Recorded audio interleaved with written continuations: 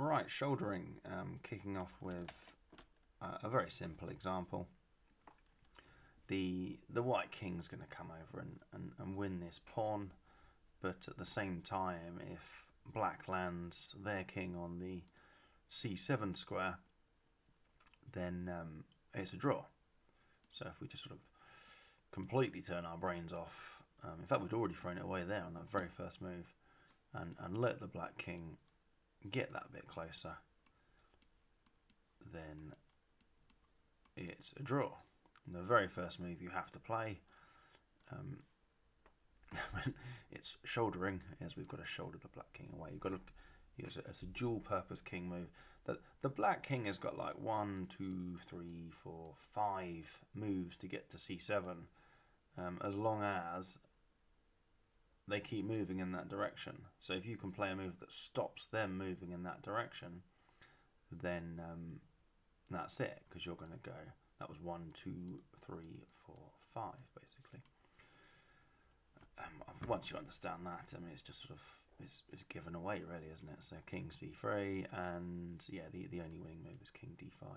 Even king d6 still sort of throws it away at that stage, because black can play a move in that direction. I mean, they still can play a move, I suppose, in that direction now, but they're not towards the c7 square, unfortunately.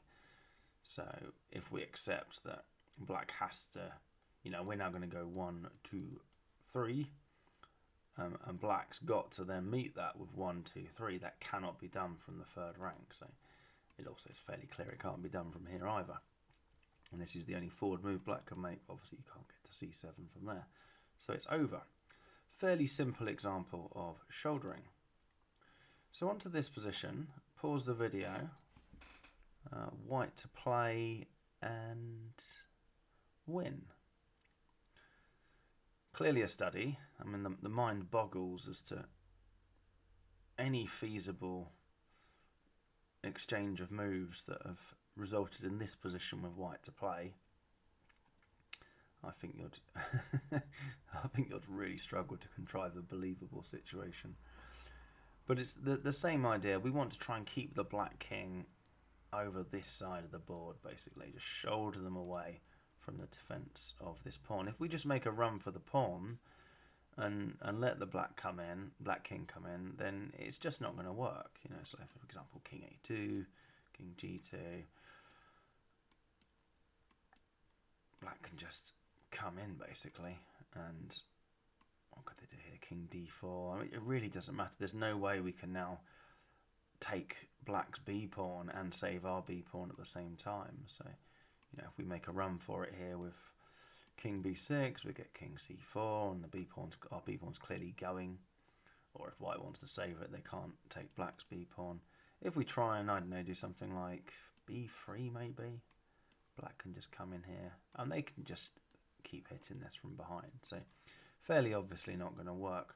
So we take the distant opposition, and we're trying to basically keep that black king over this side of the board. King g2, king c2, the black king, let's say it tries to get close, we have king d3. And you just keep it at bay. King f5, there's still only one winning move here. You've got to keep shouldering that king away. If it comes back this way, then we can push the b pawn, because the point is it's going to take black too long to get around to attack this pawn from behind. I mean, let's say they try it. b5. I mean, in fact, you can see we're going to play b6 there, and then just come and collect the b7 pawn. So the king going that way is clearly not going to do anything. If the king goes this way, there's still only one winning move, which is king d6. Let's say that if black comes back to f5, then we can come in and hit the pawn, and we're clearly going to get to one of the 3 key squares in wherever this pawn ends up. Even if black pushes the b pawn, we can probably just chase it back down the board. And yeah, black's got nothing to do to stop us taking this and then coming forward to any of those 3 squares. They could probably stop us getting to c4, but not to a4 or b4, and that's just a win. We know that. So here, I don't know, does black try maybe king f7? and now he can just come in. It's pretty similar, to be honest. It's a fairly easy shouldering situation, but the point is you have to shoulder the black king away in that original position. So this next one is a game. I mean, you can pause the video if you like. This is in Dvoretsky's Tragicomedies section. It's a 1990 game between Rogers and Shirov. And I've often thought about this in that obviously Alexei Shirov is arguably one of the greatest chess players that has ever lived. If you just, I mean, I've forgotten it now, but if you just sort of Google his immortal game, it might even be his immortal game, but if you Google Shirov's immortal move, I kind of don't want to ruin the surprise. It's just incredible. It's an opposite colour bishop's endgame, which can often be won, by the way, by a bishop sacrifice when you're already a pawn up. But it's just a sort of, it's a mental bolt from the blue, and it's the kind of move that makes you realise, wow, he really was and probably still is sort of a great player. I think all the unbelievably top players, they've got that thing where they find a move that's just beyond studying chess and then showing the world what you've studied on match day.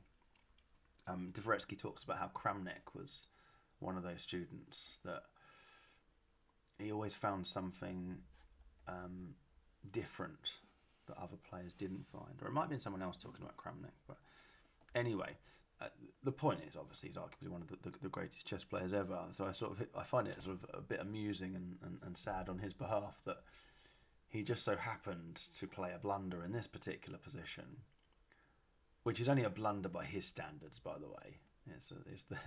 It's the sort of thing that at our level we'd play it and then get home and realise when we're told by the oracle, the engine, oh, you made the wrong move there. It's like, oh yeah, maybe I'll understand that for next time. But by his standards, it's a blunder that I'm sure he could have appreciated on the day. But it's the position that's then sort of been immortalised in teaching other people not to make these mistakes on the theme of shouldering. And I've always thought if I'd ever become a good chess player, I wouldn't have wanted any of my positions to have been the opponent's side of, like, you know, the other guy to play and win, or just ending up in the tragicomedy section. So, as you guys know, when we do stuff at the club, I'll say something just sarcastic, like if a grandmaster's played slightly the wrong move, I'll go, oh, what an idiot, sort of thing. But it's that idea I'm always satirising. Anyway, so Shirov did blunder in this position. Both f6 and f5 check are drawn. f6 is a bit more subtle, but f5 check's probably the best way of seeing it. Clearly, you don't want to play rook takes because you'll lose the game. In fact, rook takes f5 is the only losing move here. But a sense, I mean, you've got to come off the f pawn. That's the problem. And king takes f5, king takes f3. If the h pawn gets taken, that's a very easy draw in rook versus pawn. And I'm absolutely certain, possibly as soon as he didn't play that move and realised what he'd done on his next move. So Shirov actually played king g2, which is a losing move. I'm absolutely certain that he maybe just got complacent. If he'd analysed it, I'm absolutely certain he knew that f5 check was also a draw. It's just an oversight. He probably just missed something, and then king g2 he also thought was a draw. But I mean, if you'd said to Shirov at the time, "Oh, if you play f5 check, what do you think of that?" He would have probably just glanced at it and gone, "Yeah, draw." I'm sure he would have done that. So he must have just had his head in his hands as soon as he played king g2. Saw king takes f4. I'm not sure which particular move he missed. It was probably this next one, actually. I doubt he missed it here, but he probably missed it when he played king g2. And on the shouldering theme, it's king g3. So Shirov actually resigned there.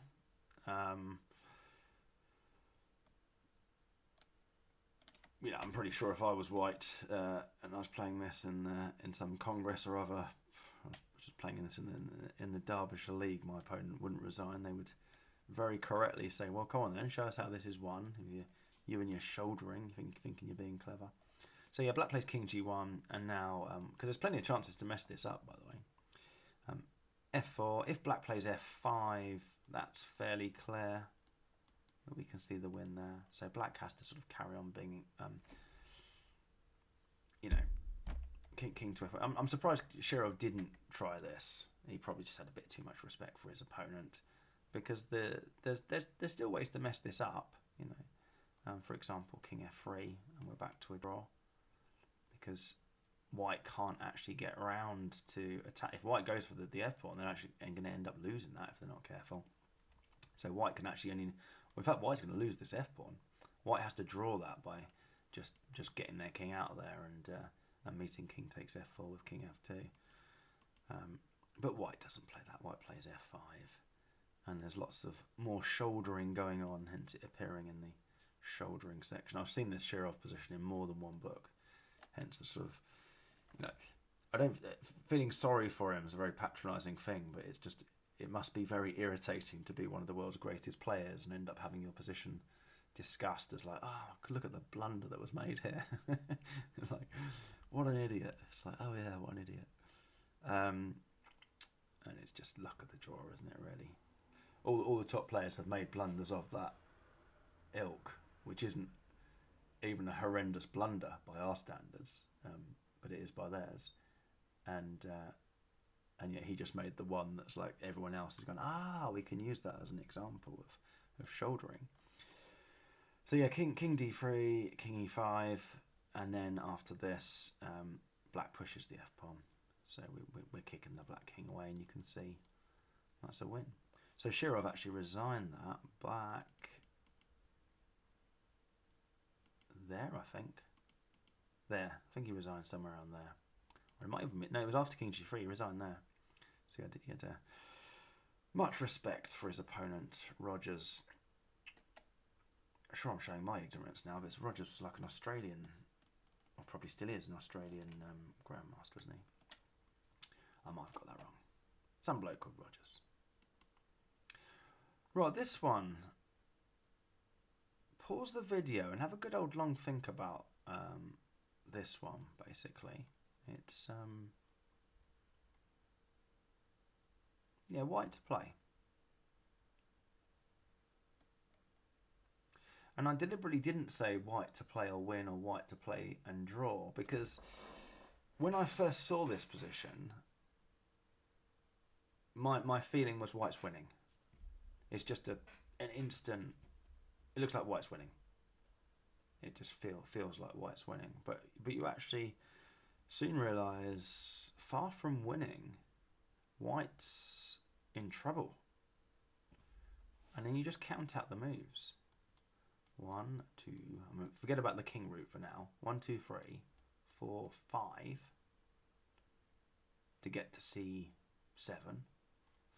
1, 2, 3, 4, 5. Uh-oh. Mine square situation. Black would win that. And you think, oh, it's all right, we'll be clever. We'll go to c8, and that will force black to first of all defend this pawn, and then we'll play king c7. It's like, well, careful. 1, 2, 3, 4, 5. 1, 2, 3, 4. Black does defend the pawn. Well, they've got 2 winning moves there, actually, but they've got 1 losing move and or many losing moves and 2 winning moves. I don't think they've got a drawing move there, but the obvious it just takes the pawn.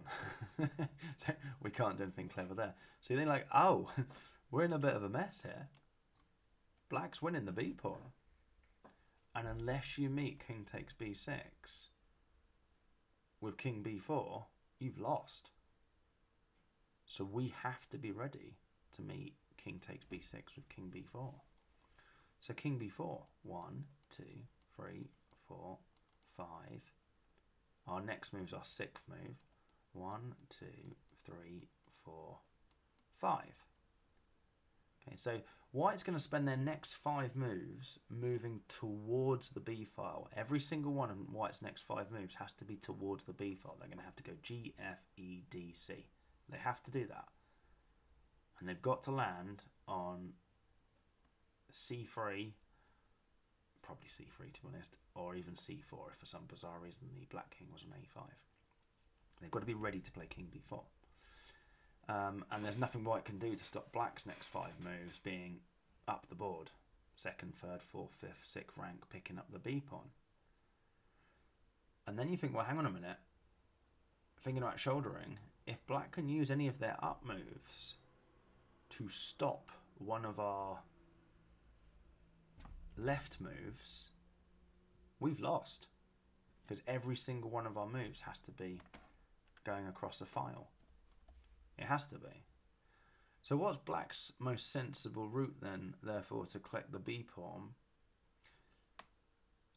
and try and shoulder you on the way? Well, it'll be this. This, something along those lines, is the same distance as that. Any extra moves Black spends shouldering, they've lost, they've added on to their 5. So that was the 1, 2, 3, 4, 5. You know, they might be able to get to here without checking straight off. I don't think they can get to there, but without checking, let's say they can get to there. We kind of don't care, because if they play a move that's not one of their 5, it gives us a move that's not one of our 5, basically. So if Black's going to be taking that king route, more or less, which gives them still 5 routes to pick up the B pawn, but has stood the maximum chance of stopping us going G, F, E, D, C. That's the best chance. And in fact, I think King G4 means that we are stuffed. So let's say we go King G4, which is losing, King C2. Let's say we now realise, oh, we're going to get shouldered away here, so let's come down the board. We just get shouldered straight away. We've lost this. We've just lost from everything that's been said. So White's struggling here. Is White to play and draw, obviously. The only move. I mean, once you stick the Black King route on the board, imagine it's like that was the puzzle. Imagine we started it like this. And say what you've got to do is the Black King's going to do that, and you've got to get to C3 in 5 moves, just bearing in mind that the Black King is going to be guarding these squares as you move along. I mean, it's just obvious what you do. It's 1, 2. I mean, you could even come here if you wanted to, but I think we can probably go to E2 by that stage. But 1, 2, 3, 4, 5. King G3 draws. And now if Black goes here, we can still get to the E file, which is all we need to do. We've just got to arrive on B4 when Black plays King takes B6. And again, from this position, let's say that Black thinks, oh, well, you know, I'll just shoulder you here. We just don't care. It's like, all right, you've gained a move on us, in that our next move can't be to the E file, but you've just lost a move yourself because you haven't gone up the board. So we just come down here. I don't know, maybe the game would end with a little king dance down here. So King G3. I thought that was a really good position. This one, oh my god. I think this one, I think I spent ages on, came back to it next time I read the chapter, and then couldn't work it out. there's so many positions like that. I often wonder, like, if I'd not sort of effectively given up chess by accident when I was 18 and carried on, could I have been a good player? I don't know. But every now and again I'll realise that it just can't happen anymore. You know, I'm 47 and I can't even remember things I've already learnt.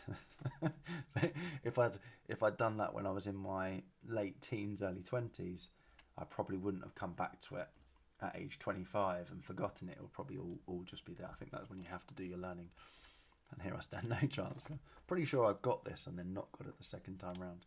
Anyway, pause the video. It's white to play, and well, you'd be quite happy with a draw there, wouldn't you? Although there is ways for black to lose it if they're not careful.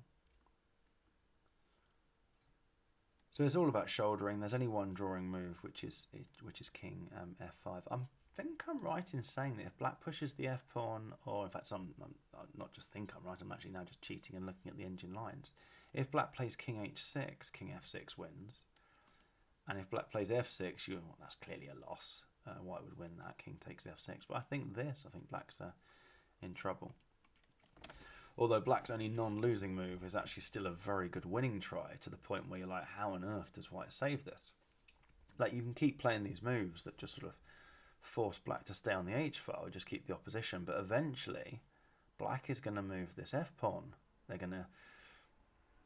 You'd have thought f6 was the most sensible move at some point, just to take the opposition off white. So black will just come down the h-file, like so, and just keep coming down.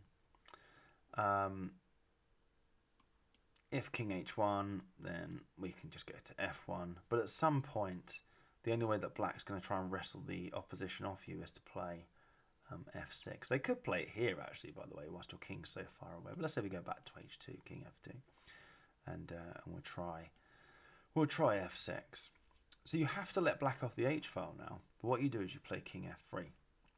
Black king comes to g1. And there's a bit of a dual-purpose king move here. What you're going to do is make a run for this f-pawn, but at the same time make a run for this b-pawn. So you play king to e4. And if black doesn't come towards your b-pawn, then I think you're just going to win the f-pawn and the b-pawn. So let's see. Let's say black played king g2, for say. 1, 2, 3, 4, 5, 6. Or maybe a bit of shouldering, actually, on the way back. But 6. Maybe come via. Let's just put a route that might involve some shouldering. 1, 2, 3, 4, 5, 6. So that looks like a fairly unstoppable route to the b-pawn, collecting the f-pawn en route. And the black king was on g2, wasn't it? So we go... I've just realised they can stop you coming to e5, can't they? So it's 1, 2, 3, 4. How does that work then? Let's go king g2. What am I missing here? So I'm just having to cheat now and look at the engine, but I wonder... What am I missing? King takes f6. Oh, I've just miscounted it. Okay. I've just miscounted it somehow. I had 6-4 or something. You're probably watching it going, what's he doing there? Okay, it's just probably counting it. No, you're saying the wrong numbers. Okay, so maybe I should have just played it out. But yeah, that's what's going on there. So if black, you can see that black's is just too slow. They now have to play their king to the f-file. Otherwise, they're not going to get this b-pawn in time. You can just, if they don't play their king to the f-file, you can take on f6 and then come and collect the b-pawn. And you'd win that, in fact. So they have to put their king in front of their own pawn. That's the key to this. It was that particular point that I remembered getting it the first time, because I was annoyed with myself when I came back to the chapter a few months later, and I, for some reason, forgotten what you did, and that was the key. You put your king in front, force the black king in front of its own pawn. And now I don't think there's anything particularly clever about it, is there? Given how bad I was at counting before, why don't we just let the just sort of let it do it for us? We shouldn't do this, of course. So black queen's first, but draw. Yeah. So yeah, brilliant one there. King f5 and oh, not that one, all the way down the board, and at some point black has to play f6 or it's just a draw. Interestingly, if they played f5, they would lose, because then you would definitely go and grab the f pawn and then go and grab the b pawn. I wonder if that's true here as well. It might be. Yeah, f5 loses there. So yeah, we see f6, and then the dual purpose king move. You make a run for the b pawn as well as a run for the f pawn. If black doesn't come to the f file, you take the f pawn and then go and win the b pawn and you win. If black does come to the f file, that's the extra move you need to just race your b pawn against black's f pawn. And finally, yeah, this position here. Pause the video and have a go at finding white's best move. I mean, I say white to play and get the best result. It's so obvious that white can draw this, so it's clearly a white to play and win position. Pause the video, have a go at it. Yeah, so this one is just an absolutely brilliant study in my view. 1915, some guy called Adamson came up with this one. It's the finessing with the G pawn that I find particularly good. The first thing is you've got to shoulder the black king away. So king c7 is a winning move. If you just sort of make a run for it or push the G pawn, then well, pushing the G pawn straight away is clearly not going to win. So like let's say for example you play G4, black can just come after, and black's easily going to get their king to be able to attack this. You know, we could just play that through, and we can see that's a draw. Okay, that was G4, wasn't it? If you tried to be clever with G3, I don't think it's I don't think it changes much, to be honest. That's clearly still just a draw. I don't think there's much to go through there. And if you make a run for the pawn, it's still, you know, not a problem. Black's just still going to come and come after your G pawn. So yeah, king e3, king takes h6, king f4, and your G pawn's gone. So hopefully you calculated all that and realised, you know, you can't just make a run for it. I mean, in a game you would calculate all of that, wouldn't you? You wouldn't sit there in a game and think, oh, well, this is obviously some really clever study where I need to shoulder the black king down the A file. You just, first of all, calculate. I mean, if I was playing this in a game, I would calculate. First of all, if I didn't have much time left, I probably would just make a run for the H pawn and balls it up. But if I had some time, I think I would be able to stop and say, well, hang on a minute, what happens if I just run for that H pawn? And I think I would be able to calculate as a draw. I wouldn't be expecting to find much else, but we know that we've got this shouldering theme that might help us. But it's a similar sort of thing, because the problem is that you shoulder the black king, but you know, what are you actually going to do to make progress? Because as soon as you make a run for the H pawn or push the G pawn, we can see that we're letting black in this way, and it's going to be very similar to before. But if you shoulder them right down the board, it's going to be much harder for them. So that's what you do. King a5, king c5.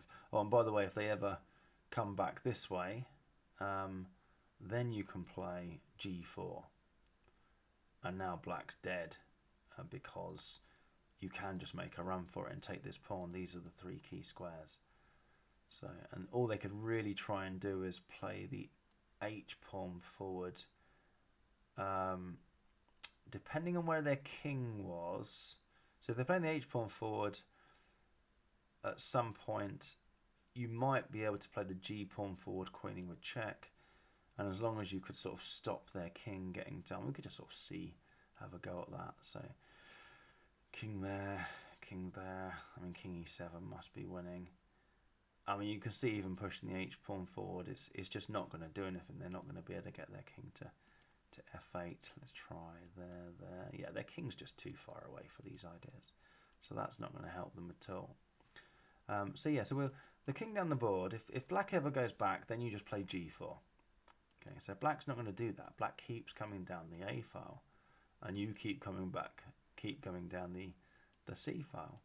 Even down here, I think if black goes back, oh no, g4 isn't the winning move here. Now you'd have to play. Oh, sorry. If you get into this position, now if you play your g pawn, g4 or g3, you've just messed it up because black can come round here, and they're going to be able to swap this one for this one. There's nothing you can do about it. So, is it if black comes back here? Yeah. So anytime if black comes back, you go g4. Okay. Until you get to here. Now at this point, if black comes back, if you play g4, it's drawn. And I think it's for what we just talked about. I think the black king can get to f8 in conjunction with converting white's knight's pawn into a rook's pawn. I bet it's that. I'm just going to sort of cheat and look through. So if we play g4, king b4, king f5, yeah, h5. Okay. Taking is clearly drawn. We're getting to f8. And if you push, we can push the h pawn to then get our king behind the pawn. So king e6 would do it. King takes h4 and king f7. So that's a draw there. So many things to consider. Yeah, so king a3. If you play g4 here, you've messed it up. So the finesse here is, or the first part of the finesse is g3. You might think, well, why is that so good? Like, why can't black just play king b4? Same idea. We get to here, and yeah, the point is they never had that h5 move because your pawn was back on g3, so that's clearly winning. So yeah, by playing g3 you've done that, but black says, all right, I'll come back to a2 then, and now you still only have one winning move, but you've got the opposition here, which means you sort of force them one way or the other, and so you play g4. How cool is that? And yeah, and now if the king comes to a3, it's the same position but with white to move, and if the king goes to a1, you're going to win this h pawn before black has chance to get to f3. Or we could play some of these through. So king a3, we can go king d3, b4, king f5 there, king f5. You can see that doesn't do anything anymore because we're going to shoulder the black king away from f8. And yeah, this is just over, isn't it? And then last but not least, after this g4, if black play king a1, we can make a run for it with our king. Let's say black's going to try and come in and get to the g pawn. They're just one move out. So how about that? You have to shoulder the king all the way down the a file and then play g3, not g4, and when the king comes back to a2, only then can you play g4. Hands up if you got that. My hand's not going up. Yeah, great position. I feel like I understand shouldering more. Again, thanks to Dvoretsky for his help in this very, very hard book that I keep having to read, even just chapter 1 again and again, hoping that one day something will go into my potato head and I might magically transform into a good chess player. Right, hope everyone enjoyed that.